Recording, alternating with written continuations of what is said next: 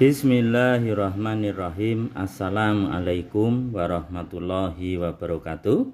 Ketemu lagi dengan saya Pak Tarno dalam pelajaran kimia. Kita akan membahas struktur atom bagian yang ke-6, yaitu konfigurasi elektron, mekanika kuantum. Untuk menuliskan konfigurasi elektron, mekanika kuantum, maka ada 3 aturan yang harus ditaati atau diikuti. Yang pertama asas Aufbau, kaidahan, dan asas larangan Pauli. Aufbau memberikan satu aturan bahwa pengisian elektron pada orbital dimulai dari elektron dengan tingkat energi yang paling rendah, baru meningkat ke energi yang lebih tinggi. Kaidahan memberikan aturan bahwa pengisian elektron pada orbital dalam satu subkulit akan menempati orbital secara sendiri-sendiri dengan spin yang paralel, yaitu +1/2. Artinya elektron menghadap ke atas, putarannya searah jarum jam. Setelah setengah penuh baru dilanjutkan yang berlawanan arah, yaitu dengan spin -1/2. Asas larangan Pauli. Dalam sebuah atom tidak boleh ada 2 elektron yang keempat bilangan kuantumnya sama. Lanjut. Asas Aufbau. Seperti diketahui bahwa di dalam di dalam atom terdapat kulit dan subkulit. Ada orbital. Nah, Aufbau mengajarkan bahwa penempatan elektron dimulai dari kulit yang paling kecil karena energinya paling rendah. Kulit pertama K punya satu subkulit, 1s. Kemudian kulit kedua L mempunyai 2 subkulit, yaitu 2s dan 2p. Kulit ketiga M memiliki 3 subkulit, 3s, 3p, dan 3d. Kulit keempat N memiliki 4 subkulit, 4s, 4p, 4d, dan 4f. Kulit kelima O memiliki 4 subkulit, yaitu 5s, 5p, 5d, dan 5f. Kulit keenam, kulit P, memiliki 3 subkulit, 6s, 6p, dan 6d. Kulit ketujuh, kulit Q, mempunyai 2 subkulit, yaitu 7s dan 7p. Nah, urutan penulisannya adalah dimulai dari 1s, lanjut ke 2s, lanjut 2p, 3s. Lanjut lagi 3p, 4s. Lanjut lagi 3d, 4p, 5s. Dan seterusnya mengikuti pola yang sama. Sehingga terakhir akan ketemu 6d dan 7p. Nah, penulisan dengan model semacam ini tentunya akan menyulitkan, sehingga perlu dibuat susunan elektron atau konfigurasi dalam bentuk panjang. Dalam bentuk panjang bisa kita tuliskan 1s diberi sekat, 2s 2p diberi sekat, 3s 3p diberi sekat, 4s 3d 4p diberi sekat, 5s 4d 5p diberi sekat, 6S, 4F, 5D, 6P diberi sekat. Kemudian 7S, 5F, 6D, 7P diberi sekat. Jadi kalau dihafalkan secara sederhana, ini sekat pertama itu S, kemudian SP, SP, kemudian SDP, SDP, kemudian SF, DP, dan SF, DP. Perlu diingat bahwa S itu isinya 2 maksimum, subkulit P isinya 6, subkulit D isinya 10, dan subkulit F isinya 14. Nah, sekat-sekat ini adalah sebagai batas konfigurasi elektron untuk gas mulia. Gas mulia itu golongan 8A. Gas mulia yang pertama adalah He, konfigurasinya hanya 1s2. Kemudian 10Ne berakhir pada 2p6. 18Ar berakhir pada 3p6. 36Kr berakhir pada 4p6. 54Xe berakhir pada 5p6. Kemudian 86Rn berakhir pada 6p6, dan seterusnya lebih dari Rn. Jadi dengan penulisan semacam ini maka akan memudahkan kita dalam menuliskan konfigurasi elektron. Nah, perlu diketahui bahwa penulisan konfigurasi elektron itu boleh dituliskan lengkap dari depan, tapi juga bisa disingkat dengan konfigurasi dari gas mulia. Agar lebih jelas, mari kita ikuti contoh berikut ini. Lambang atom C dengan nomor atom 6 atau 6C. 6C artinya elektron dari C adalah berjumlah 6. Sehingga konfigurasinya bisa dituliskan 1s2, 2s2, 2p2, sehingga jumlahnya 2 tambah 2 tambah 2, 6.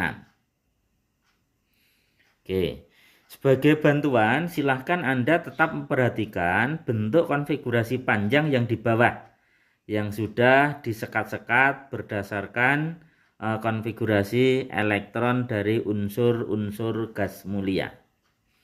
12 Mg, 1s2, 2s2, 2p6. Jumlahnya 10, sisa 2 kita masukkan di 3s2. 33 AS, 1s2, 2s2, 2p6, 3s2, 3p6, 4s2, 3d10, dan terakhir 4p3. 4p3. Nah, kalau mau digunakan konfigurasi gas mulia, maka caranya begini. 33 itu berada antara 18Ar dan 36Kr. Perhatikannya di bawah. Nomor atom 33 itu berada antara 18Ar dan 36Kr. Maka konfigurasinya bisa kita tuliskan secara singkat, yaitu 18Ar kita berikan kurung, kemudian masuk ke 4s2, 3d10, kemudian 4p3, sehingga jumlah elektronnya total tetap 33. 18 tambah 2, 20, tambah 10, 30, kemudian tambah 3, jumlahnya 33. Oke, lanjut ya. 44 RU. 44 itu berarti antara 36Kr dan 54 Xe. Maka kita singkat 36Kr, lanjut ke 5 S2, 4D, 36 dengan 2, 38. 38 biar 44 berarti masih 6. 4D6. Jadi mestinya D kan isi 10, tapi karena jumlahnya hanya 44, maka diisi 6 elektron. Lanjut 80 Hg. 80 itu berarti antara 54 Xe, lihat yang di bawah, dan 86 Rn, antara 54 Xe dan 86 Rn. Maka konfigurasinya bisa kita singkat dengan 54 Xe, lanjut 6S2, 4F14, dan terakhir 5D10. Sehingga kalau kita jumlahkan 54 tambah 2 tambah 14 tambah 10 ketemunya 80. Terakhir 100 Fm. 100 berarti di atas 86 Rn. Maka kita singkat 86 Rn kurung, lanjut ke 7S2, sisanya masih 12, kita tuliskan 5F12. Sehingga jumlahnya 86 tambah 2 tambah 12 ketemu angka 100. Oke, mudah-mudahan bisa difahami. Lanjut. Perhatikan contoh soal berikut. Diketahui unsur besi Fe memiliki nomor atom 26. Tentukan A, konfigurasi elektron dan diagram orbitalnya. Mari kita coba. 26 Fe, 26 itu berarti antara 18 Ar dan 36 Kr. Maka kita tuliskan konfigurasi secara singkat 18 Ar dikurung, kemudian lanjut ke 4S2, 3D6. Sehingga 18 tambah 2 tambah 6 jumlahnya 26. Diagram orbitalnya.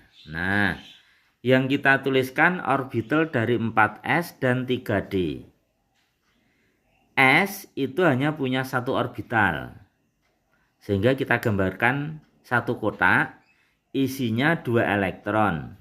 Pengisiannya harus mengikuti aturan Hahn, yaitu ke atas dulu, baru ke bawah. Kemudian subkulit D memiliki 5 orbital. Kita tuliskan atau kita gambarkan 5 kotak. 1, 2, 3, 4, 5.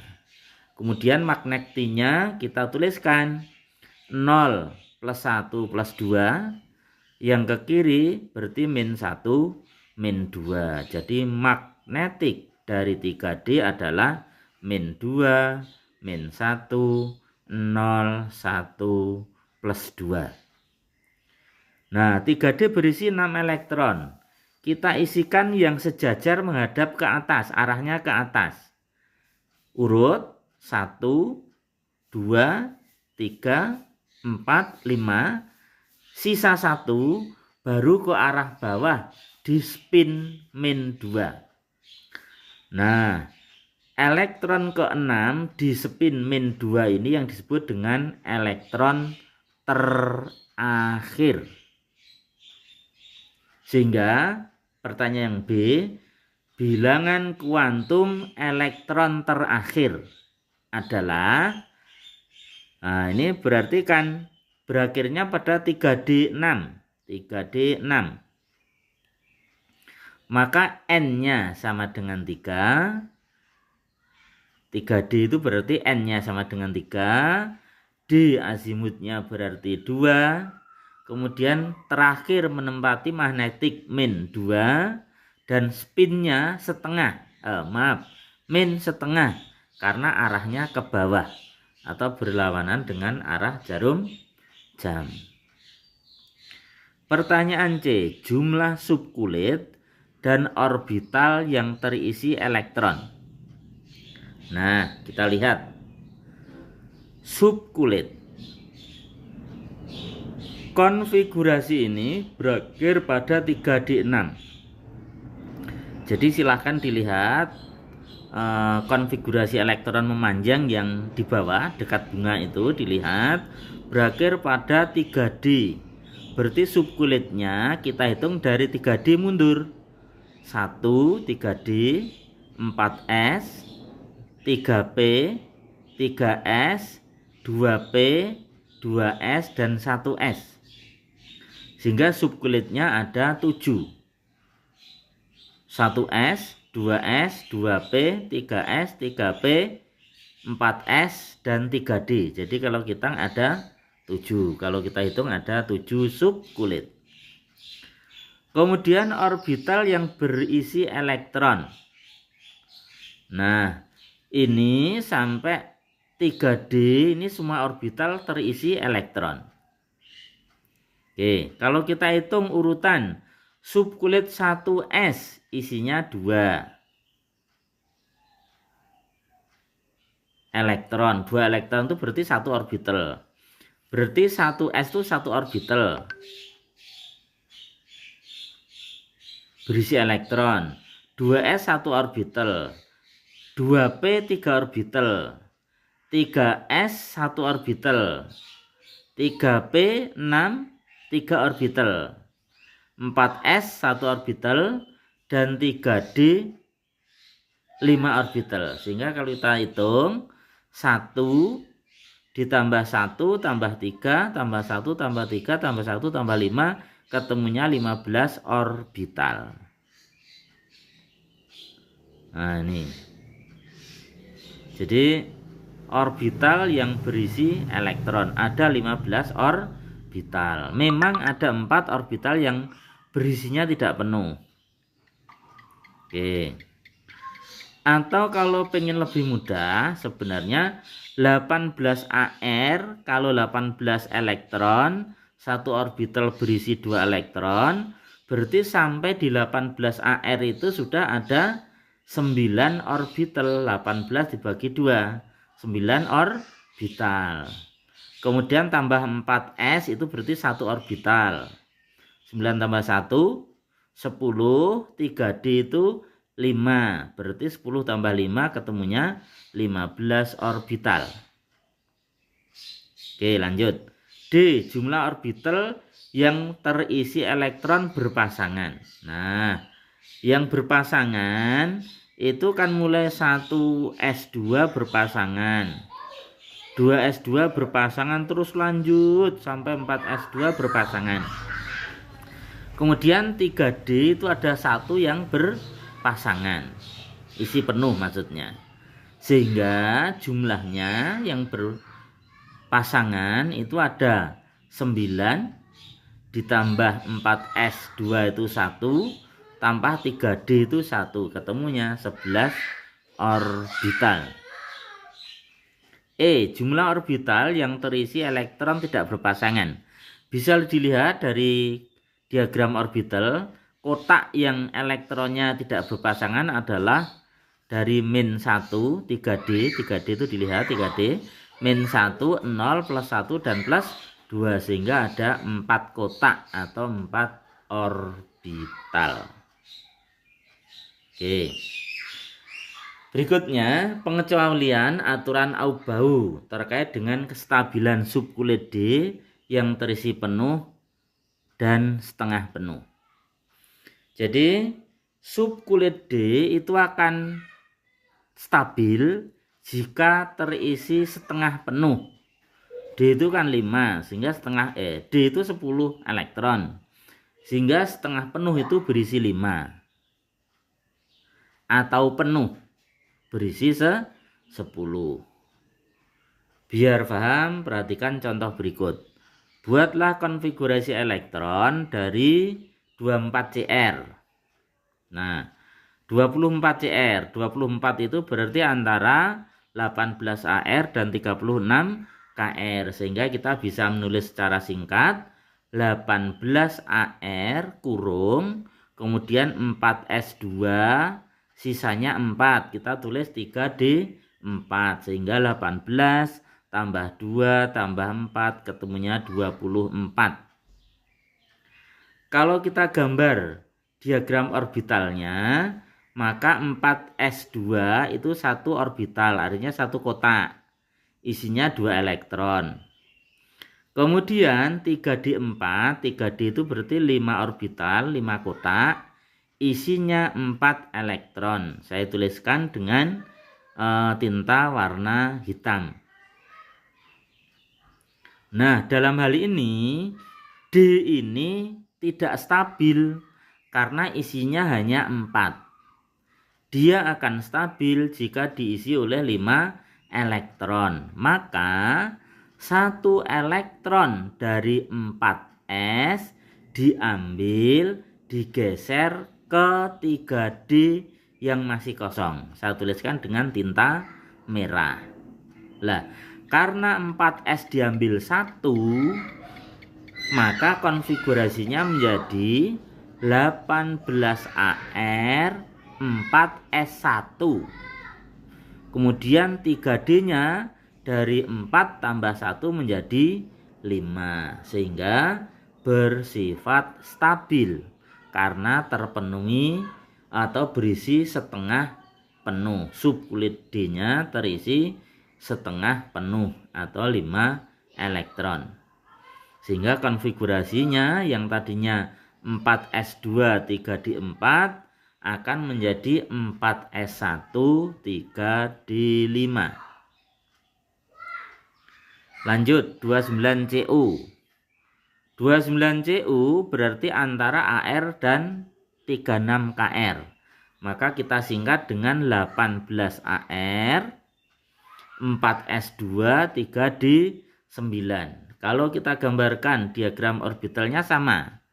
4s 1 orbital isi 2 elektron, 3d 5 orbital 5 kotak isi 9 elektron. Lah, 9 ini tidak stabil karena tidak penuh. Maka dengan cara yang sama, elektron 4s diambil 1 pindah ke orbital yang isinya baru 1 elektron, orbital yang terakhir. Saya tuliskan dengan tinta warna merah. Nah, 4s dikurangi 1, 3d ditambah 1. Sehingga konfigurasi yang stabil menjadi 18AR 4s1 3d10. Oke, jadi bisa dilihat yang dituliskan biru di bawah, NS2 dalam kurung N-1D 4 menjadi NS1 N-1D 5. Artinya S-nya dikurangi 1, D-nya ditambah 1. Demikian pula yang kanan. NS2 N-1 kurung D9 menjadi NS1 N-1 D10. Demikianlah anak-anakku, mudah-mudahan bisa dipahami. Terima kasih atas perhatiannya. Assalamualaikum warahmatullahi wabarakatuh.